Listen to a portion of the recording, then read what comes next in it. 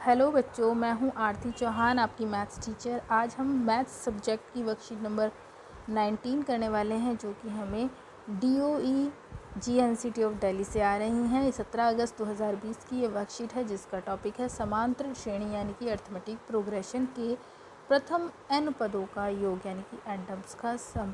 ये हिंदी मीडियम की वर्कशीट है और ऐसी ही वर्कशीट हमारे पास इंग्लिश मीडियम की भी है, तो मैं वो वर्कशीट भी आपको दिखाती हूँ। सबसे पहले हम थोड़ा सा डिस्कस कर लेते हैं कि सबसे पहले इस वर्कशीट में दिया है कि टीचर अपने बच्चों को एक कैलेंडर शो करती है और कहती है इसकी जो तारीखें हैं यानी कि 1, 2, 3 अप टू इस तरह की जो तारीख ये दी हुई हैं 1, 2, 3, 4 ये एक AP को शो करती हैं। क्या आप बता सकते हैं इसकी पहली और दूसरी पंक्ति, ये जो कैलेंडर में 2 पंक्तियाँ दी गई हैं, इनके सभी संख्याओं का योग कितना है?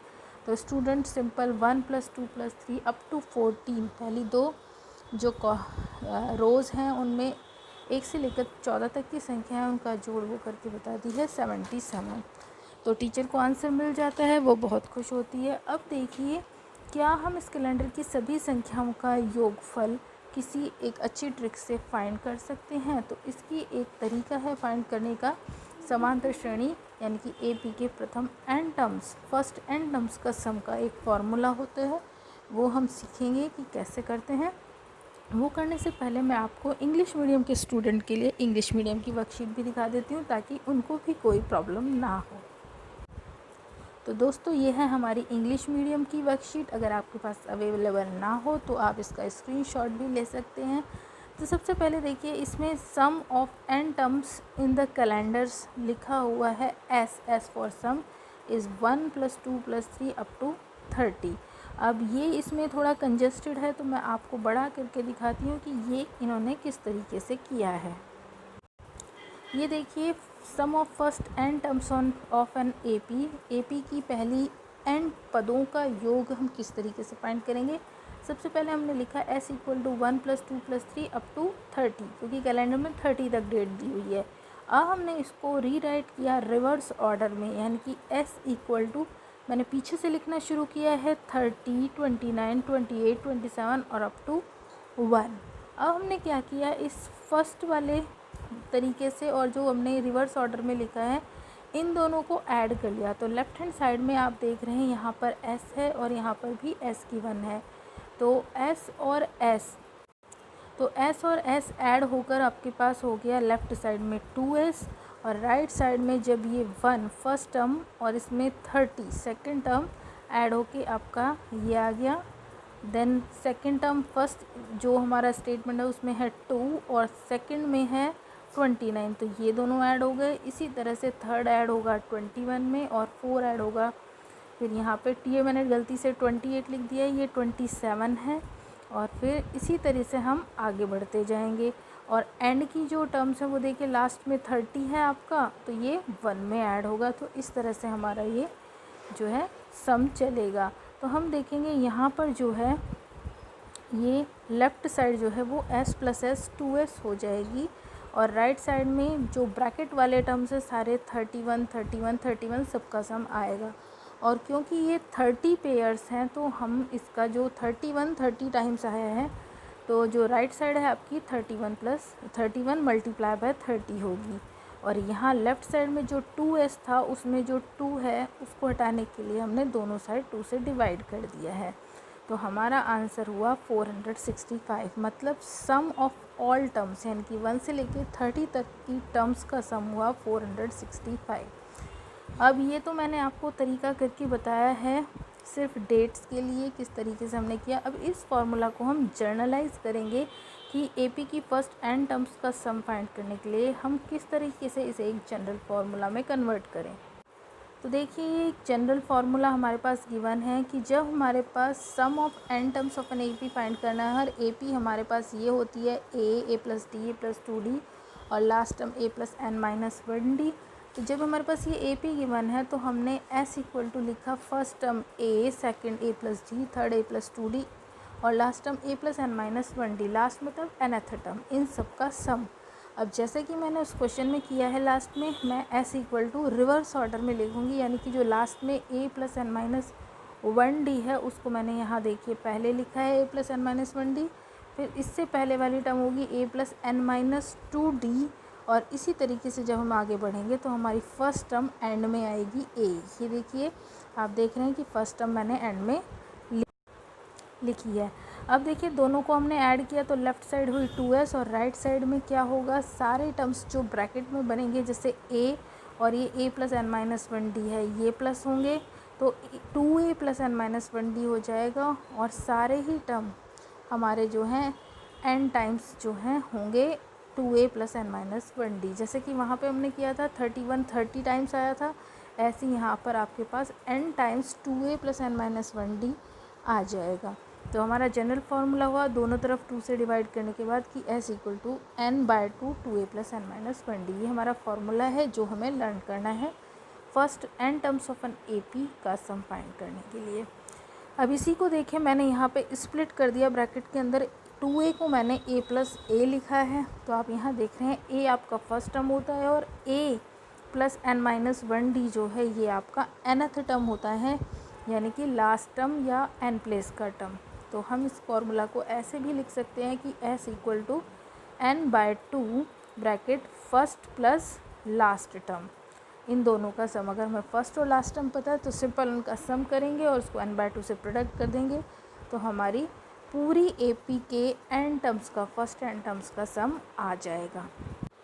अब आगे देखिए वर्कशीट में आपको फर्स्ट एग्जांपल सॉल्व करके ये बताया गया है, find the sum of first 22 terms of this AP, और AP है आपके पास 8, 3, -2। तो ये एक रिडक्शन की तरफ जाती हुई AP है जिसमें टर्म्स रिड्यूस हो रही हैं। तो सबसे पहले आपको सम फाइंड करने के लिए क्या करना, फर्स्ट 22 टर्म्स का सम फाइंड करना है। तो यहाँ पे ये तो बिल्कुल क्लियर है कि जो आपका n है, नंबर ऑफ़ टर्म्स है, वो 22 है। अब देखिए AP में सबसे पहले जो टर्म लिखी है वो 8 लिखी है, तो a आपका 8 हो गया, और d निकालना आपको आता है कि कोई भी टर्म में से उससे पहले वाली यानी कि प्रीसीडिंग टर्म माइनस करने पर हमारे पास d आ जाता है। तो मैंने चूज़ किया सेकंड टर्म 3, और 3 में से मैंने माइनस किया 8, तो 3 - 8 हुआ -5। तो हमारे पास a, d और n का वैल्यू अब आ चुका है। अब a, d और n का वैल्यू आने के बाद मैंने यहाँ ये s का फार्मूला पुट किया है, n by 2 2a plus N minus 1d। अब इसमें मैं a, n और d की वैल्यू सिर्फ रिप्लेस करूँगी और कैलकुलेट करके हमारा आंसर आ जाएगा। n होगा 22, ये रखा हुआ, 2a की जगह 8, और n है हमारा 22, तो 22 - 1 इंटू d यानी कि -5 मैंने किया। नेक्स्ट कैलकुलेशन है आगे, 22 को 2 से डिवाइड करके 11, ब्रैकेट में 8 इंटू 2 16, प्लस 22 - 1 इज़ 21, और -5 से इंटू किया। तो इस तरह से कैलकुलेट करके हमारे पास हमारा आंसर आया 979 नेगेटिव। तो ये हमारी इस AP की फर्स्ट 22 टर्म्स का सम होगा। अब आगे इस वर्कशीट में हमें 3 क्वेश्चन सॉल्व करने के लिए दिए गए हैं, जिसमें से फर्स्ट क्वेश्चन हमारा ये है, find the sum of first 1000 positive integer. 1000 positive integers, first 1000 positive integers का हमें सम निकालना है।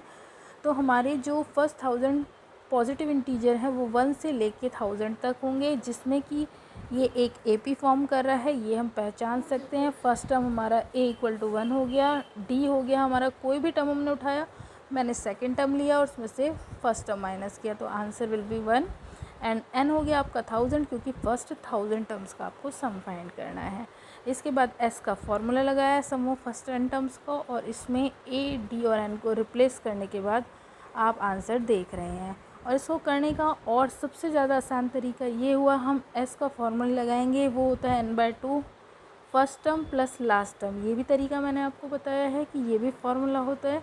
तो क्योंकि इसका फर्स्ट टर्म है आपका, जो फर्स्ट टर्म है मैंने देखिए यहाँ पे -1 दिखाया, सॉरी 1 दिखाया था, और लास्ट टर्म था हमारा 1000।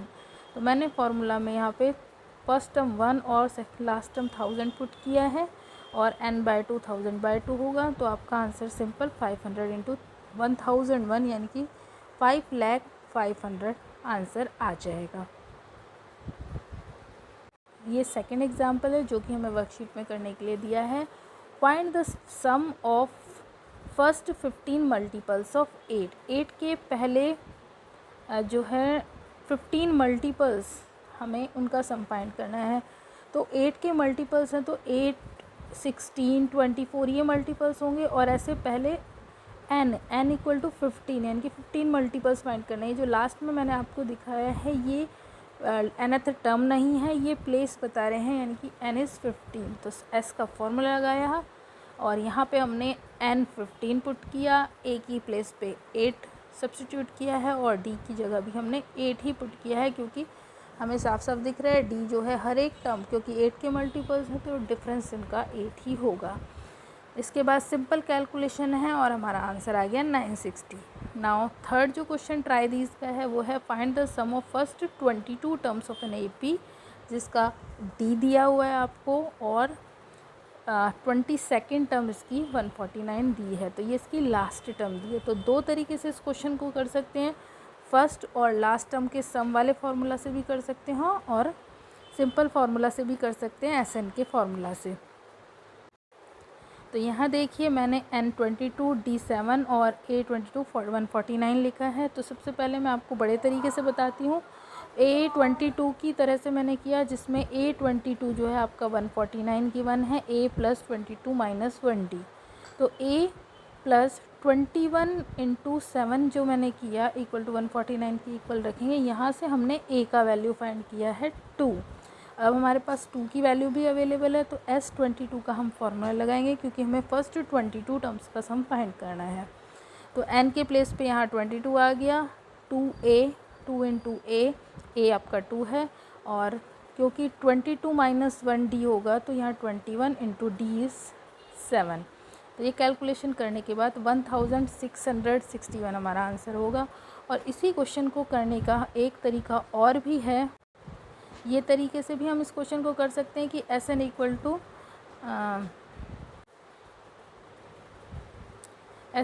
To n/2 first term plus last term का सम। फर्स्ट टर्म हमारी 2 थी और लास्ट टाइम हमारी 149 थी, तो इन दोनों का सम हुआ 151 और उसको 11 से हम प्रोडक्ट करेंगे तो हमारा आंसर भी वही आएगा 1661। तो ये थी हमारी आज की वर्कशीट क्लास 10th की। आई होप गाइज़ आपको मेरी क्लासेस अच्छी लग रही होंगी और समझ आ रही होंगी। अगर आपको मेरी क्लासेस से कुछ फ़ायदा हो रहा है तो प्लीज़ इन्हें अप्रिसिएशन के लिए लाइक शेयर सब्सक्राइब करना बिल्कुल ना भूलें।